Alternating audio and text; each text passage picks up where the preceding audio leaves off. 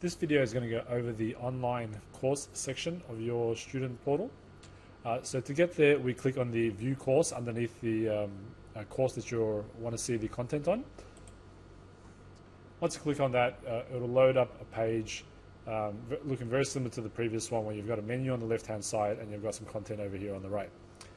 Now on the left hand side, you're going to see a bunch of headings and usually a plus or a minus next to that heading. So if it's a minus, you can obviously shrink it, and to expand it, you just click on the plus, and then you can see all the content that's underneath there. These headings are usually going to be tied in with your units that you're enrolled in, but that's not always the case. Underneath those headings, you'll see the content that's actually available for that unit or heading itself. So you can see the first one is a video example. So if I click on that, and that's the one that it loads by default, it'll load up a video over here on the right hand side, and then to watch that video, I'll just click on the play button there. Escape that. Or I can click on the play button down here. Underneath the video, the teacher instructor has got option to give you some additional information. So you can see here it's just got some sample information about that video itself.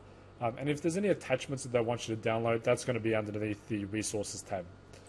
And this is also if they wanted to provide you some external links to go, that's going to be in here as well. So in here you can see there's two attachments. I can just click the download button on either one of those, and then they'll just save that document or picture onto my computer. If there was frequently asked questions for the section, that's going to be under the FAQ. So if you click on that, there might be a series of questions and answers that are common with this specific content. If there's a transcript, that'll be in there as well. On the right of that is the chat button. So this allows you to chat with your instructor, very similar to the previous video if you saw the overview of the student portal one. So if I click on that, it's going to give me two options. So I've got two teachers that are assigned to me with this specific course.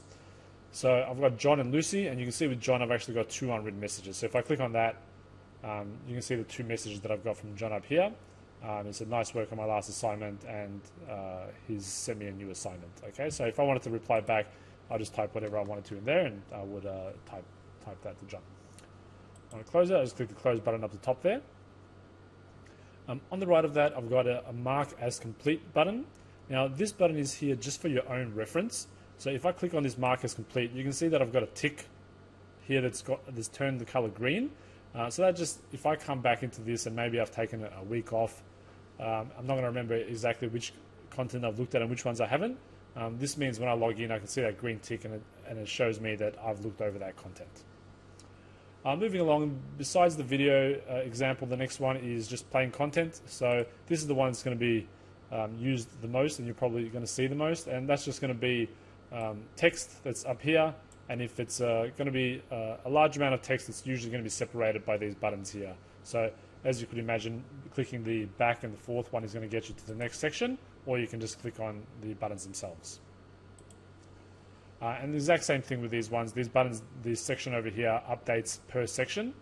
So if I was to click the overview and resources button, that would be specific for this content as well. The other one is, after you've looked at the video and the content, there might be an assessment that you need to go over. So if I click on the assessment one, right at the top you've got the actual question itself. So it's a matter of reading that question, and then if this is not your first time going through this assessment, you're going to see a feedback element there. So you can see that this was the question, this is the answer that I provided, and this is the feedback that I got on that question. So you can see with this one, there's no further action required because it's already satisfactory. You'll see if I go a little bit lower, there's one of these sections down here. So you've got sample answer 2. And with these, once I've answered it, or I don't need to action that one, to make it a little bit neater on my screen, I can just click the minus button up here. And then that just makes it a little bit easier for me to see which ones I need action and which ones I don't. So you can see this one's satisfactory as well, so I don't need to do anything with that one. I'm happy. But this one's not yet satisfactory. So you can see it's a sample question here. They want to see a little bit more information for this one. So I can add more information.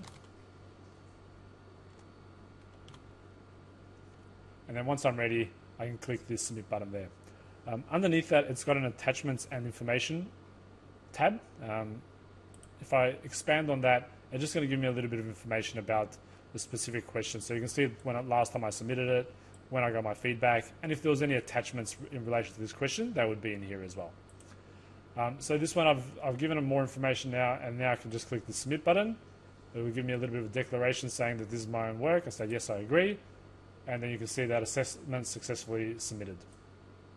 And if I scroll down to the bottom as well, you'll see that that button is also now assessment successfully submitted, and I can no longer click that button. The other type of assessment that you might get is a multiple choice one. So if I click on the quiz example here, I can click and I can see that, look, this is a quiz about animals, and I need to click the start quiz button.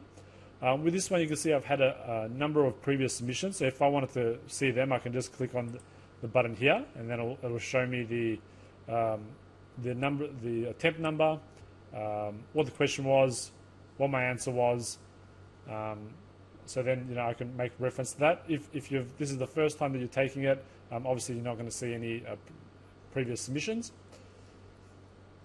Once you're ready to take the quiz, you just click the start quiz button, and then it's just a matter of going through and answering the questions. So you can see with the first one, what sound does the cow make? Does it go ha ha ha or moo? So you just select the one that you think's right, and then you just click the next button and just follow all the prompts through there.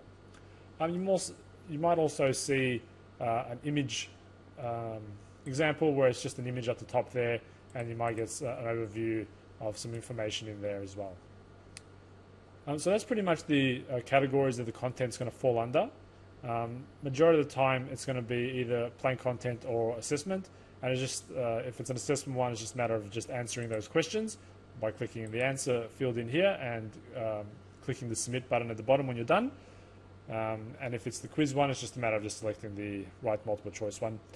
With some of these questions, you might see that there is an option here to upload a document. And sometimes the assessor might choose to remove that option as well. And same goes with the save question button. In some cases, you're going to have an option here to save your assessment as you go, and in some cases, you're going to have an option only to submit it once it's all done. So it's just a few different options there. So if you see those, you're familiar with them. The last thing that we'll go over is the ability to move up and down this bottom section here. So you can see that, for example, if I've clicked overview here, I can't really see all that information that's at the bottom there. So if I move my mouse over this blue line, you can see that the icon changes. Once that icon has changed, I just click on it and then just drag either up or down, depending on exactly what I want to see. So if it's a video and it's only got a little bit of information, I can move it down to the bottom here. But if it's a video that's got a lot of information, I might want to read that info first, have a look at it, and then just bring it down and then watch the video afterwards. So you've got that flexibility there. As always, if you've got any questions, please do not hesitate to contact us, and thank you very much for watching this video.